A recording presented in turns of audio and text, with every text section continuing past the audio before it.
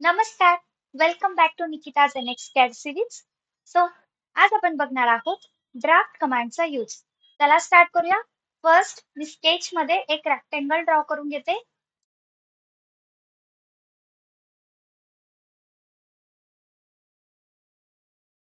Finish sketch केल्यानंतर आपण ह्या रेक्टेंगलला एक्सट्रूड करून घेऊया.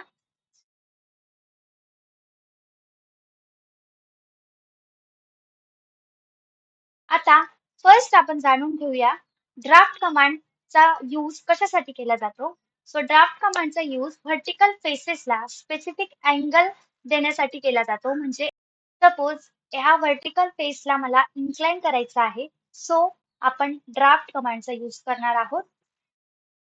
सो फर्स्ट होम टॅब मध्ये आपण ड्राफ्ट सिलेक्ट करूया. स्पेसिफाय वेक्टर आपला सिलेक्ट आहे, म्हणजे हा. सिलेक्ट स्टेशनरी फेस म्हणजे एक न्यूट्रल फेस सिलेक्ट करा. हा फेस सिलेक्ट करूया आणि सिलेक्ट फेस म्हणजे ज्या ठिकाणी आपल्याला ड्राफ्ट द्यायचा आहे तो फेस सिलेक्ट करा. या ऑप्शनवर क्लिक करा आणि ह्या ठिकाणी आपण हा फेस सिलेक्ट करूया. तर तुम्ही बघू शकतात या ठिकाणी असा आपला ड्राफ्ट म्हणजे असा आपला इन्क्लाइन फेस तयार झाला आहे. पुन्हा एकदा दाखवते. Select the draft.